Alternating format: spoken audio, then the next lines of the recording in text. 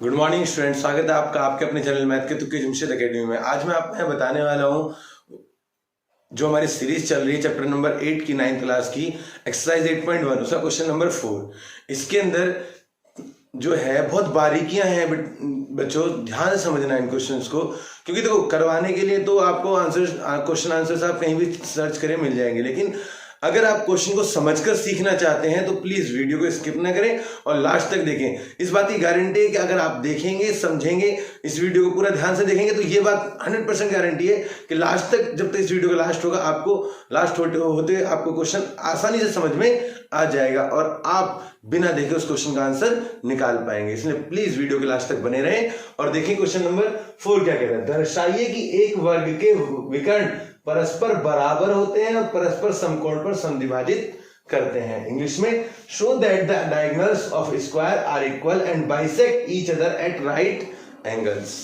तो हम पहले इसको दो तरीके से सोल्व करने वाले हैं, एक तो हिंदी में और फिर इंग्लिश में। और कृपया करके एक बात का ध्यान रखें, ना तो हिंदी वाला पार्ट स्किप करें ना इंग्लिश वाला, दोनों को ध्यान से समझें, आपको बहुत अच्छे से समझ में आएगा, क्योंकि वो एक ही क्वेश्चन 2 बार समझ में आ जाएगा और दिक्कत नहीं होगी। देखिए क्वेश्चन नंबर 4 का कि दर्शाइए एक वर्ग बना लेते हैं।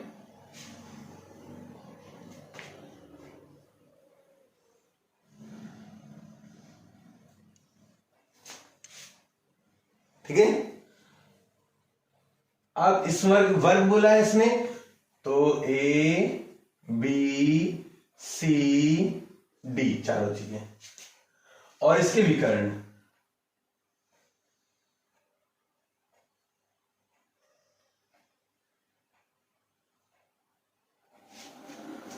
ये विकर्ण भी ले लिया हमने। अब चलते हैं गिवन में, पहले हिंदी में ले लेते हैं। दिया है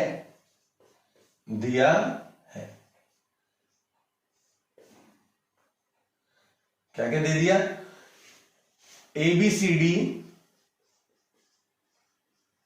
एक वर्ग है। क्या है? एक वर्ग है। जब वर्ग है तो इसकी आमने सामने वाली भुजाएं, आमने सामने चार भुजाएं, A B equal to B C equal to C D equal to A D. Obviously बात है, चारों साइड इक्वल हो जाएंगी। अच्छा, अब दूसरी बात मैं आपको यहां पे एक चीज और ऐड करने वाला हूं, इसमें समझाने वाला हूं आपको कि जब चारों सामने वाली भुजाएं तो हम कह सकते हैं A B equal to B C and A B equal to C D या D C, A B equal to D C और A D equal to B C, A D equal to B C, ये भी हो सकता है। ध्यान रखना इन points को, ठीक है। ये काम हम आगे लेने वाले, इसको हम डॉट डॉट डॉट 1 लगा देते हैं। अच्छा, और कहते रखा है इन्होंने कि shows that the diagonals of a square are equal and bisect each other at right angle। बस इतना ही हमें दिया हुआ है। अब हम चलते हैं इनके अंदर, तो टू प्रूव सिद्ध करना है, सिद्ध करना है। क्या सिद्ध करना है? ए सी इक्वल टू बी डी, पहली चीज जो फर्स्ट पॉइंट सिद्ध करना है। दूसरा पॉइंट हमें क्या प्रूव करना है, क्या सिद्ध करना है?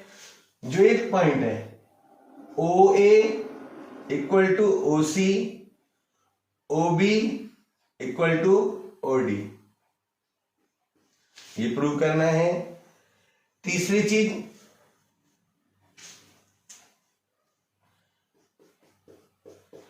ये जो एंगल है, angle A O B equal to angle B O C और इक्वल टू 90 डिग्री, और या फिर एंगल, आप समझ सकते हो चारों एंगल्स 90 डिग्री। लिख देता हूं, सारे लिख देता हूं, चलो थर्ड पॉइंट यहां से लिख लेते हैं। एंगल ए ओ बी बराबर एंगल बी ओ सी बराबर एंगल सी ओ डी बराबर एंगल डी ओ ए बराबर 90 डिग्री। मतलब सारे कितने डिग्री के हैं? 90 डिग्री के हैं। ये तीन चीजें हमें इसमें प्रूव करनी, क्योंकि देखो आप वर्ड्स को क्वेश्चन को देख के समझ पाएंगे तभी आप उसको लिख पाएंगे, नहीं तो दिक्कत होगी। मैंने क्या बताया था कि दर्शाइए कि एक वर्ग के विकर्ण परस्पर बराबर होते हैं, पहले तो बराबर सिद्ध करना है, और परस्पर समकोण पर समकोण पर प्रतिच्छेद करते हैं। तो जब बराबर होंगे समकोण पर समद्विभाजित, क्योंकि समकोण दिखाना है और समद्विभाजित करना, तीन बातें होगी, बराबर, विकर्ण, डायगोनल जो है, और जो OA OC है, तो समद्विभाजित मतलब ये दोनों की दूरी बराबर है। और एक बात और इसने कही यहाँ पे कि AOB BOC COD DOA ये जितने भी समद्विभाजित कर रहे हैं, बाइसेक्ट कर रहे हैं, ये प्रत्येक 90 डिग्री के होने चाहिए। अब आगे देखते हैं मेन पॉइंट्स इसमें। उपपत्ति सिद्ध, उपपत्ति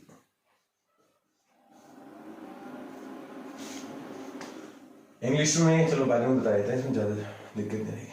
अब चलते हैं किसके अंदर, ध्यान से देखेंगे। DAB ट्राइंगल DAB और ट्राइंगल DAB, फिर अब लेंगे ABC, CBA ले लेते हैं, ट्राइंगल CBA, ये दो ट्राइंगल ले लिए, DAB और CBA। इन मैं यहां पे दिखा देता हूं, एक तो ये वाला ट्राइंगल और एक ये वाला ट्राइंगल, ये दो ट्राइंगल ले लिया हमने, ठीक है। अब ध्यान से देखना है आपको, क्या करना है, इन दोनों ट्राइंगल्स में क्या इक्वल है। हमें पता है ये वाली साइड इस साइड के इक्वल है, ठीक है। दोनों में अच्छा एक चीज और, जब ABCD ट्राइंगल है तो एंगल A बराबर एंगल B बराबर एंगल C बराबर एंगल D क्या है, प्रत्येक 90 डिग्री, प्रत्येक 90 डिग्री। तो ये भी 90, ये भी 90, ये भी 90, ये भी 90, ठीक है ना। तो ये 90 डिग्री। अब देख लीजिए, मैं लिख रहा हूं AD क्या है, AD बराबर BC गिवन, दिया है, वर्ग की भुजाएं होती हैं, दिया है। अच्छा, दूसरी बात, एंगल A बराबर एंगल B प्रत्येक 90 डिग्री, प्रत्येक 90 डिग्री, ये भी दे रखा है। अच्छा, और AB कॉमन है, AB इक्वल टू AB उभयनिष्ठ, उभयनिष्ठ। जब ये तीन चीजें इक्वल हो जाएंगी तो हम कहेंगे ट्राइंगल DAB कॉन्ग्रेंट होगा ट्राइंगल CBA किस रूल के द्वारा, SAS नियम द्वारा। तो जब ये दोनों कॉन्ग्रेंट हो गए, सर्वांसम हो गए, तो अब देखो इसमें इमेज डायग्राम को मैं आपको लेके चलता हूं इस पे। जब हमारे ये वाले दोनों ट्राइंगल कॉन्ग्रेंट हो गए तो हम कह सकते हैं AC BD के बराबर है, AC बराबर BD CPCT द्वारा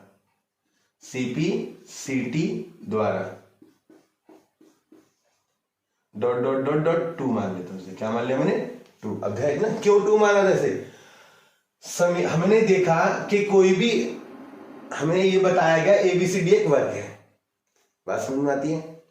तो देखो हमने एक बात तो हमने सब प्रूव कर दी, फर्स्ट वाली ये प्रूव हो गई।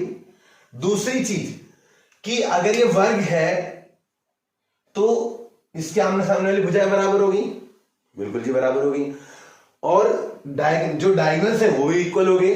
जब डायगोनल्स इक्वल हैं, साइड अपोजिट इक्वल है, तो ये एक पैरेललोग्राम हो जाएगा। क्या हो जाएगा, एक पैरेललोग्राम, और प्रत्येक कोण 90 डिग्री का भी हो रहा है इसका। तो क्योंकि जो वर्ग होता है, एक स्क्वायर होता है, वो ऑलवेज एक समांतर चतुर्भुज होता है, लेकिन डायगोनल्स का हमें इसमें इक्वल पता नहीं था, इसलिए मैंने डॉट डॉट 1 मान लिया था यहाँ पे। तो हम यहां लिखने वाले समीकरण 1 और 2 से, समीकरण 1 और 2 से ABCD AB सी डी एक समांतर चतुर्भुज है। क्या है? समांतर चतुर्भुज है। तो ध्यान से देखना, तो तब क्या होगा? ये ओ ए, ओ सी, ओ बी, ओ डी ये बराबर हो जाएंगे। तो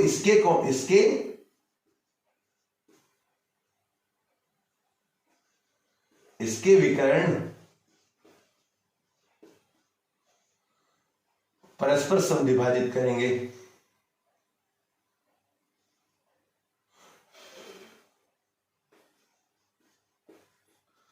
परस्पर समविभाजित करेंगे। तो क्या होगा जब परस्पर समविभाजित करेंगे? तो इसका मतलब ये हुआ कि ये समविभाजित करने की वजह से इक्वल हो जाएंगे।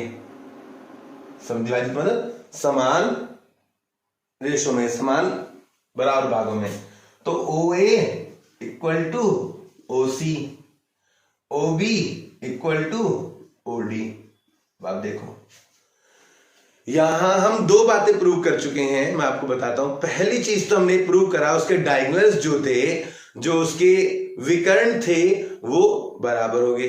दूसरी चीज हमने क्या प्रूव कर दी कि इसके अंदर इसको एक समांतर चतुर्भुज बताया। समांतर चतुर्भुज किस वजह से? कि उसके चारों साइड्स इक्वल हो गई, दूसरे डायगोनल्स इक्वल हो गए। जब डायगोनल्स इक्वल हो और चारों साइड बराबर हो तो एक समांतर चतुर्भुज होता है। समांतर चतुर्भुज के अंदर क्या होता है? जब हमारी दो क्वालिटी हमारे से प्रूव हो जाती हैं, तीसरी क्या है? जो समांतर चतुर्भुज, तीसरी हमें ये प्रूव करनी है उसके डायगोनल समविभाजित करते हैं। तो हम देख सकते हैं उसके डायगोनल समविभाजित करेंगे, क्योंकि हम जानते हैं समांतर चतुर्भुज की प्रॉपर्टी के अंदर। अगर आपको नहीं पता है तो मैं एक बार फिर दोहरा देता हूं समांतर चतुर्भुज की प्रॉपर्टी। समांतर चतुर्भुज के अंदर अपोजिट साइड्स, जो आमने सामने वाली भुजाएं हैं, वो दोनों क्या होती हैं? बराबर होती हैं, आमने सामने वाली। अच्छा, दूसरा जो विकर्ण है वो एक दूसरे को क्या करते हैं? समद्विभाजित करते हैं। क्या करते हैं? समद्विभाजित करते हैं। और जितने भी वर्ग होंगे, क्या होंगे? वर्ग, तो वो सारे के सारे क्या होंगे? समांतर चतुर्भुज होंगे। ये बात ध्यान रखना। तो इसलिए इसके विकर्ण एक दूसरे को समद्विभाजित करेंगे। अब चलते हैं थर्ड पॉइंट पर। थर्ड पॉइंट में क्या कहा? उसके जो एंगल्स हैं वो 90 डिग्री, जो जहां पर समद्विभाजित करते हैं वो 90 डिग्री होने चाहिए, ये प्रूव करना है। मतलब मैं डायग्राम पे लेके चलता हूं आपको। देखो कि ये जो कोण है ये कितने डिग्री के होने चाहिए? 90 डिग्री के होने चाहिए, 90 डिग्री के। थर्ड पॉइंट को प्रूव करते हैं। देखो थर्ड पॉइंट। अब थर्ड पॉइंट में, क्योंकि बेटा एक बात इनमें बस ये मुश्किल पता है क्यों लगते हैं क्वेश्चन? क्योंकि इस एक क्वेश्चन में ये दो दो तीन तीन बातें पूछ लेते हैं। तो एक ही क्वेश्चन के अंदर में दो दो तीन तीन तरह से क्वेश्चन को सोल्व करना पड़ता है, तो हमें लगता है क्वेश्चन बहुत लंबा हो गया। सो प्लीज ध्यान से देखें, क्वेश्चन ये और भी लंबा हो सकता था, लेकिन कोशिश की गई है आसान करने के लिए। अब चलते हैं थर्ड पॉइंट पे।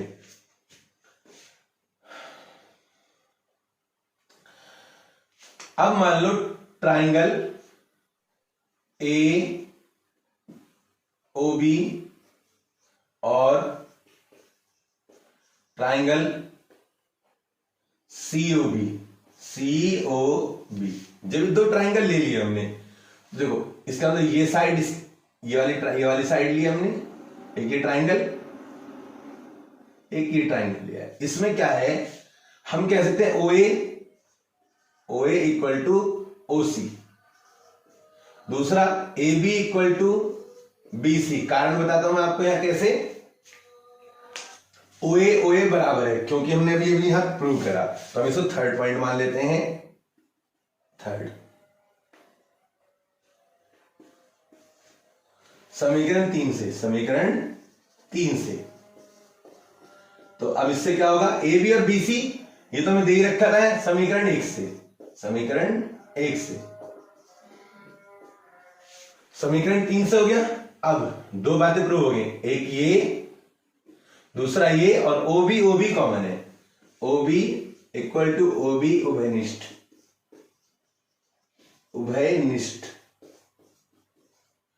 जब उभयनिष्ठ हो गया तो देखो ये triangle A O B congruent हो जाएगा ट्राइंगल सी ओ बी के बाई एस एस एस नियम द्वारा, एस एस एस नियम द्वारा, ऐसे सर्वंसम नियम द्वारा। अब जब दोनों हो गए तो हम कह सकेंगे angle A O B equal to angle C O B. देखो, क्योंकि ये वाला एंगल इसके बराबर A O B C O B CPCT द्वारा, सीपीसीटी द्वारा। इसी प्रकार सिमिलरली, इसी प्रकार क्या होगा, ये A O D equal to angle COD, COD और angle B O C equal to angle COD, ये भी हो जाएंगे इसी प्रकार। चारों एंगल्स इक्वल हो गए। अब चलते हैं इसके अंदर, ये प्लस ये angle A O B plus angle C O B equal to 180 degree. क्यों? रेखिक युग्म, रेखिक युग्म। जब ये रेखिक युग्म से हमने ये ले लिया, अब देखो ए ओ बी और सी ओ बी दोनों क्या है? इक्वल है। क्या है? इक्वल है। Angle A O B C O B को क्या लिख सकते हैं? Angle A O B, angle A O B बराबर 180 डिग्री।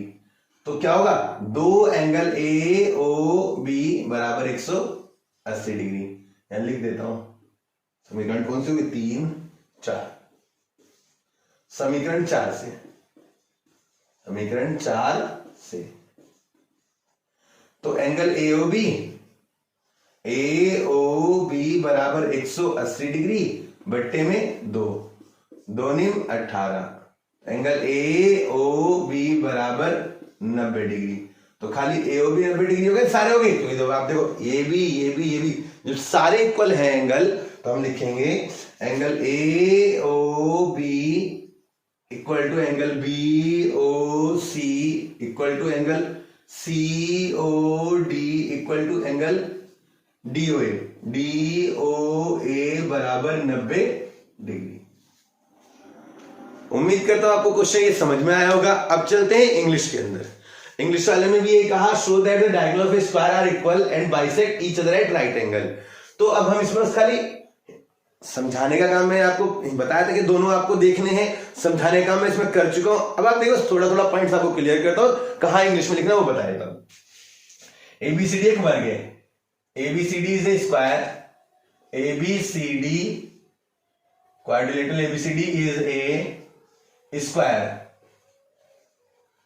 अच्छा, और इसने कहा यहां पे एंगल ए एंगल बी, दोबारा लिख लेता हूं, angle A equal to angle B equal to angle C equal to angle D बराबर 90 डिग्री, बराबर 90 डिग्री। अच्छा, और ये तो हमें पता ही है, ये चारों साइड इक्वल है इसकी। ये पॉइंट हमें लिखा, सिद्ध करना है टू प्रूव। हमें क्या प्रूव करना है कि इसकी जो डायगोनल्स है वो इक्वल है, और ये जो इक्वल पार्ट्स में डिवाइड करते हैं डायगोनल से एक दूसरे को, और जो एंगल बनेंगे इन पर ये सारे कितने डिग्री के होंगे? 90 डिग्री के।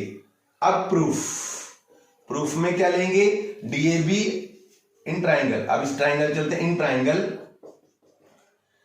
डीएबी एंड सीबी है, DAB and CBA. In triangle में एडी और बीसी इक्वल है। क्या है?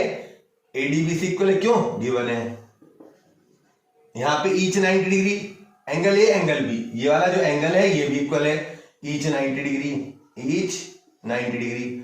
अच्छा, और दोनों में क्या एक जैसा ए बी कॉमन है, तो इसे कहेंगे कॉमन। अब किस नियम द्वारा?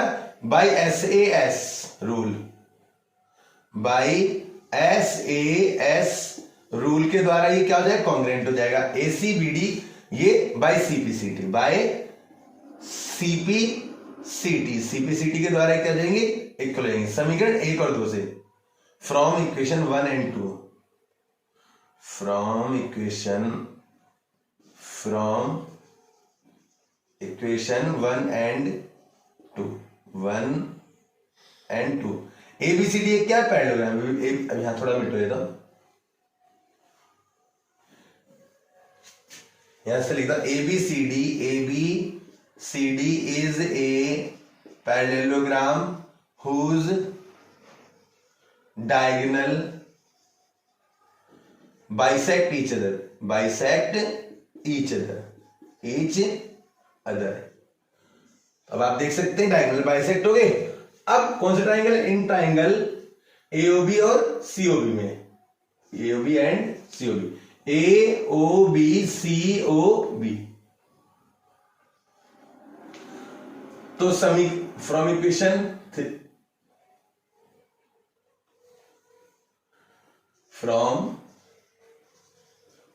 इक्वेशन 3, फ्रॉम इक्वेशन 1 और कॉमन, ओए के बराबर होगा कि समीकरण 3 में दिखा रखा है, देख सकते हैं। एबी के बराबर होगा, एबी बीसी के, एबी बीसी का हो या एबी सीडी का, एबी बीसी 1 और 2 मान लो, इसको दोनों को यूं लिख लेते हैं। अच्छा, दूसरी चीज ओबी के ये कॉमन हो जाएगा, तो by S S rule, by S rule, AOB और सीओबी किसके बराबर हो जाएगा? By CPCT, by CPCT. Similarly यहां लिखेंगे सिमिलरली, इसी प्रकार ये सारा भी इक्वल हो जाएगा इस तरीके। अब आप समझ गए होंगे लीनियर पेयर समीकरण 4 से, फ्रॉम इक्वेशन 4, तो आप देख सकते हैं जहां भी आपको इसमें दिक्कत हो, कोई तभी मैं दिक्कत हो या परेशानी हो मुझे बता सकते हैं। और ये मैंने पहले ही कहा था कि आपको चाहे मैं पहले हिंदी मीडियम समझाऊं या इंग्लिश मीडियम, दोनों ही आपको ध्यान से समझने हैं ताकि आपको पूरी तरीके से समझ में आ जाए। उम्मीद करता हूं आपको क्वेश्चन अच्छे से समझ में आया होगा। इसी तरीके से मैं और क्वेश्चन लेकर आता रहूंगा, आपको बताता रहूंगा किस तरीके से नए से नए और बेहतर से बेहतर आसान तरीके में। और उम्मीद करता हूं आपको वीडियो पसंद आई होगी। आप वीडियो को ज्यादा से शेयर कीजिए, लाइक कीजिए और जो चैनल पे नए हो चैनल को सब्सक्राइब कीजिए। Thank you.